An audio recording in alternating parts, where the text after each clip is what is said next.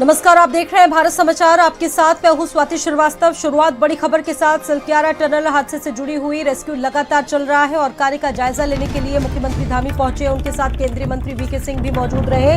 मजदूरों से सिर्फ 12 मीटर की दूरी पर रेस्क्यू टीम है। अब तक 45 मीटर की ड्रिलिंग पूरी की जा चुकी है और अब सिर्फ 6-6 मीटर के ही 2 पाइप डाले जाएंगे। 57 मीटर तक ड्रिलिंग करके मजदूरों तक पहुंचेगी टीम। रुड़की और दिल्ली से टनल एक्सपर्ट की टीम पहुंच चुकी है। 41 मजदूरों को रेस्क्यू के लिए उनके लिए स्ट्रेचर मंगाया गया है। रेस्क्यू के लिए स्ट्रेचर में बेरिंग पहिए लगाए गए हैं। पाइप से स्ट्रेचर की मदद से रेस्क्यू किए जाएंगे मजदूर। टनल के बाहर 41 एम्बुलेंस डॉक्टर के साथ है। किसी इमरजेंसी में एयर एम्बुलेंस की सुविधा भी मौके पर मौजूद है। चिनूक हेलीकॉप्टर चिन्यालीसौड़ हवाई अड्डे पर पहुंच चुका है। मुख्यमंत्री धामी, वीके सिंह, तमाम लोग इस वक्त मौजूद हैं।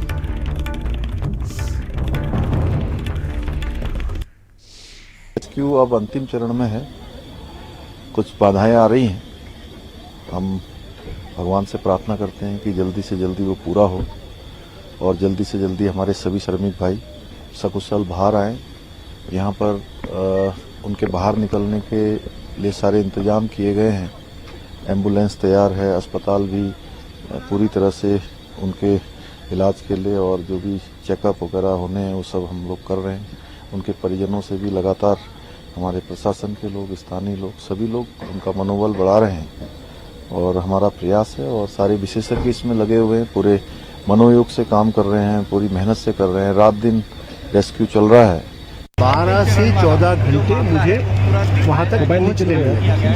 ठीक है, उसके बाद मुझे वहाँ पर वर्कर्स को असेंबल करके एनडीआरएफ की सहायता से उनको निकालने में 2-3 घंटे का समय के लिए जो असेंबली करने की जरूरत है वो काम चल रहा है और हम शुरू हो जाएगा।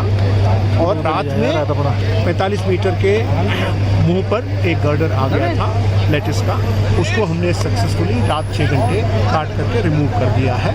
अब हमें लगता है कि बाधाएं जो भी आनी थी उनको हम पार कर चुके हैं, ये हमारी उम्मीद है। वो लोग सब बाहर आएंगे, बड़ी अच्छे से बाहर आएंगे, बहुत जल्दी बाहर आ जाएंगे। आपको मैं बता रहा हूँ, आप भाई लोग काटते रहेंगे। ठीक है, बहुत जल्दी मतलब वो बाहर आ जाएंगे। 40 मीटर हो चुका है। पाइप के आगे जाल और स्टील और क्या नाम है 3 इंची का पाइप था, इसलिए पाइप को होल्ड कर लिया था और उसको हम लोगों ने काटा है, काट के क्लियर किया है। ऑक्सीजन की काफी कमी थी, मैं काफी परेशान हूँ। 3 घंटे अंदर रहा मैं, 3 घंटे कंटिन्यू। हाँ, 3 घंटे लगे मेरे को। कर रहे हैं, ओवर लगा रहे हैं हम लोग। वो सर टाइम लगेगा। अभी मेरे को नाइट में फिर आना है, मेरा काम है।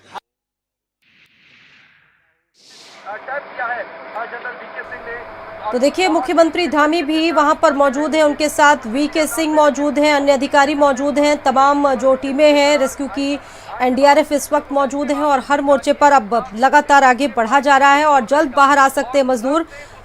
सिलक्यारा सुरंग में रात के खुदाई के दौरान कुछ मलबे रास्ते में आ गए थे, जिसके बाद कहा जा सकता था कि कुछ बाधाएं जरूर आई, लेकिन उसके बाद से सुबह से ही तेज गति से काम चल रहा है और महज 12 मीटर की जो दूरी है मजदूरों से वो बाकी रह गई है।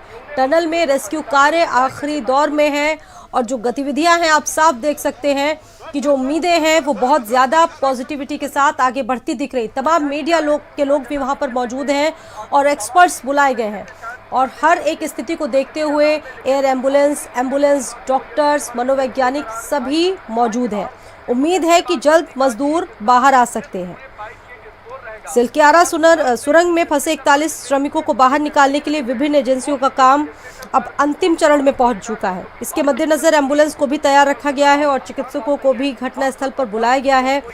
और देर शाम के घटनाक्रम में मलबे के बीच स्टील पाइप की ड्रिलिंग के समय कुछ बाधा आई और उस बाधा को भी फिलहाल दूर कर लिया गया है और अब बस 12 मीटर की जो दूरी है वो बची हुई है।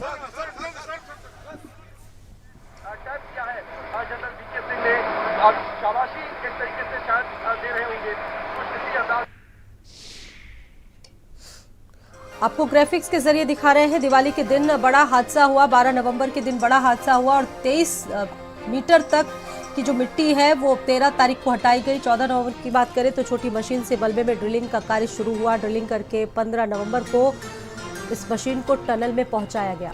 बात अगर 16 नवंबर की जाए तो 16 नवंबर को ड्रिल के जरिए पाइप मलबे में डाला गया। 17 नवंबर को दोबारा सर्वे हुआ ड्रिलिंग का काम।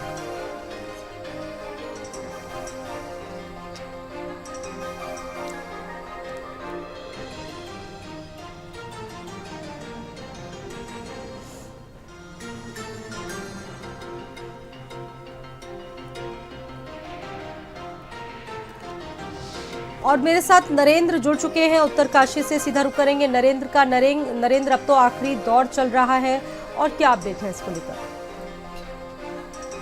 आखिरी दौर चल रहा है इस पूरे रेस्क्यू अभियान का, और उसी तरह जो यहाँ गतिविधियां हैं वो भी बहुत तेजी से बढ़ रही हैं और चल रही हैं लगातार।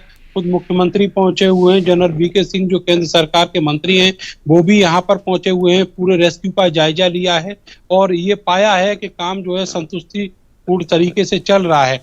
और उम्मीद है कि कुछ घंटे बाद जो मजदूर हैं वो सब निकाल लिए जाएंगे सफलतापूर्वक। आपको बताएं कि अभी करीब 6 मीटर का जो पाइप है उसकी पुशिंग का काम जारी है। और अभी कुछ समय पहले जब बात हुई थी भास्कर बुल्के साहब से, जो चारधाम ड्रीम प्रोजेक्ट के ओएसडी हैं, उन्होंने साफ कहा कि करीब 12 घंटे का समय अभी और लगेगा। इसके अलावा 3 से 4 घंटे का समय जो वहां पर मजदूर हैं उनको असेंबल करके और बाहर तक लाने में लगेगा।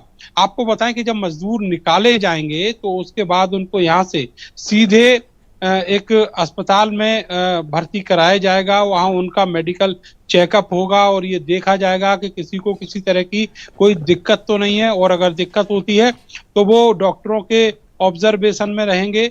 इसके अलावा यहाँ पर 41 एम्बुलेंसेज इकट्ठा की गई हैं और सभी एम्बुलेंसेज में जो डॉक्टर्स हैं, जो स्पेशलिस्ट हैं वो रहेंगे। इसके अलावा साइकोलॉजिस्ट भी यहाँ पर बुला लिए गए हैं अगर किसी को कोई मानसिक रूप से परेशानी होती है, क्योंकि लंबे समय तक ऐसे कैद में रहना निश्चित तौर पर अवसाद को और तनाव को जन्म देता है, तो उससे भी निपटने की पूरी तैयारी यहाँ पर कर ली गई है। इसके अलावा जो विदेश से आए हुए एक्सपर्ट हैं वो भी पल पल की मॉनिटरिंग कर रहे हैं। आपको बताएं एक और खास बात कि केवल यहाँ से जो रेस्क्यू चल रहा है वो तो चल ही रहा है, इसके अलावा जो बाकी के पॉइंट्स हैं 4, वहां भी रेस्क्यू जो है वो पूरी तरीके से अपनी तीव्र गति में चल रहा है। चाहे वो वर्टिकल ड्रिलिंग का काम हो, चाहे बड़कोट एंड से जो ब्लास्ट करके और आगे और टनल को ले जाने का काम हो। इसके अलावा जो SBJNL है उसने भी जो अपना काम शुरू किया हुआ है, उसकी भी मशीन जो है दोपहर बाद तक यहाँ पर पहुंच जाएगी। तो निश्चित तौर पर जो काम है वो चौतरफा चल रहा है, लेकिन जो सबसे बड़ी खुशखबरी आने की उम्मीद है वो सिलकियारा टनल के एंड पर जहां से जो ओपनिंग पॉइंट है इस टनल का वहीं से है, और ये माना जा रहा है कि 10 से 12 घंटे अभी और लगेंगे, जिसके बाद मजदूर अपने परिजनों से मिल सकेंगे और हम सबके बीच होंगे और आजाद होंगे इस टनल से 12 दिन बाद। बिल्कुल, सभी को उम्मीदें हैं। और मेरे साथ पंकज पवार भी जुड़ चुके हैं देहरादून से। पंकज, आपके पास क्या जानकारी है? देखिए, एक तो सबसे बड़ी बात यह है कि वहाँ पर वो शुरू किया जा रहा है, और क्योंकि उसमें अभी पाइप जो है 6 फीट का जो ये पाइप है, पहले उसमें पूरी तरीके से उसकी वेल्डिंग होती है और उसके बाद उसको पुश की ऑगर मशीन के द्वारा इसको पुश किया जाना होता है, जिसमें प्रोसेस में लगभग 3 से 4 घंटे लगते हैं। तो अब अभी 2 से 3 पाइप जो हैं इसमें लगाए जाने हैं, और उस पर जो जितना समय लगेगा वो उतना ही समय इन मजदूरों को बचाने की कोशिशों में लगेगा, क्योंकि उसके बाद जो है वो एक एक करके इन तमाम मजदूरों को बाहर निकाला जाएगा। एक और जो मैं आपको इस पूरी टनल में क्या गड़बड़ी हुई, इतने तमाम मजदूर फंस गए।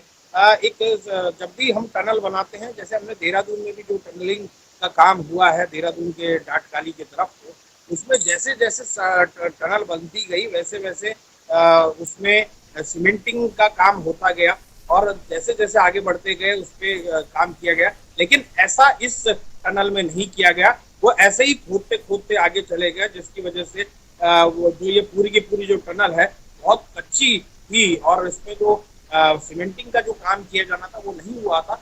ये एक बड़ी अभी जो है एक्सपर्ट के द्वारा ये बात बताई गई है, और कहीं ना कहीं अगले 10 से 12 घंटे में की जो बात भास्कर जो देती हैं, तो उनके द्वारा कहा जा रहा है कि इस पूरे मामले में पूरी तरीके से इस में लगभग 10 से 12 घंटे लग सकते हैं और सीधे तौर पर जो है उसके बाद जो है तमाम लोगों को निकालने में अगर हम अगर 2 से 3 मिनट भी हम माने किसी एक उसको निकालने के लिए, तो चाहे SDRF के या NDRF के जवान अंदर जाएंगे और उसके बाद स्ट्रेचर के माध्यम से भी उनको अगर बाहर निकालेंगे तो कम से कम 3 से 4 या 5 मिनट लगेंगे। तो आप समझ सकते हैं कि उतने ही मिनट 41 लोगों को निकालने में लगेंगे। तो कम से कम 2 से 3 घंटे जो है तमाम 41 लोगों को निकालने में भी लगेंगे। तो थोड़ा अभी दिन के बाद तक का ये टास्क नजर आता है और उसके बाद ही ये तमाम लोग जो हैं वो बाहर निकलते हुए नजर आए।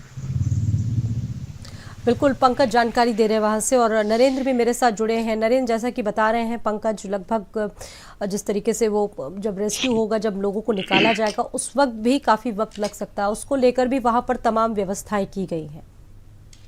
देखिए, 35 इंच चौड़ा एक पाइप है जिसको अंदर पुश किया जा रहा है और वो पाइप जब मजदूरों तक पहुंच जाएगा फिर एक एक करके सभी मजदूरों को उसी पोजीशन में बाहर निकाला जाएगा। आप समझ सकते हैं कि 35 इंच के पाइप में आप कितना तेजी से बाहर निकल सकते हैं। एक रास्ता तो जरूर बनेगा, लेकिन NDRF और SDRF के जो जवान हैं और जो एक्सपर्ट हैं उनकी मदद से ही मजदूरों को बाहर निकाला जा सकेगा।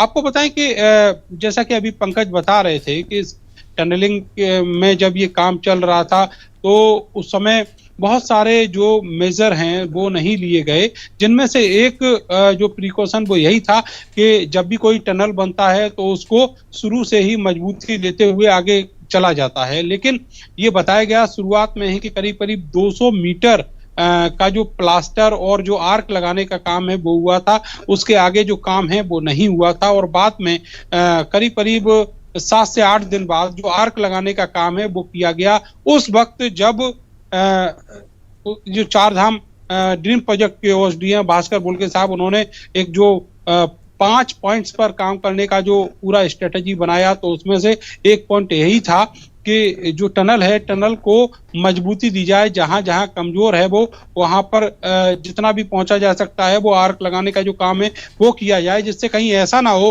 कि जो आगे का हिस्सा है वो भी कहीं कलप्स कर जाए। तो ये सारी चीजें जो हैं बारीकी से देखी गई हैं। निश्चित तौर पर जब ये रेस्क्यू पूरा हो जाएगा तो इसमें मुझे लगता है कि एक उच्च स्तरीय जांच भी होगी और जांच में जो टनल के निर्माण में जो खामियां रही हैं वो सब निकलकर सामने आएंगी। आपको बताएं कि जब भी कोई टनल बनता है तो उसके लिए वहाँ की जो स्थितियां हैं, पारिस्थितिकी है, वो सारी चीजें चेक की जाती हैं, देखा जाता है। पहाड़ और जो आसपास का जो पूरा माहौल है वो सब देखा जाता है। इसके अलावा जो विश्व स्तरीय एक्सपर्ट हैं उनकी भी मदद ली जाती है।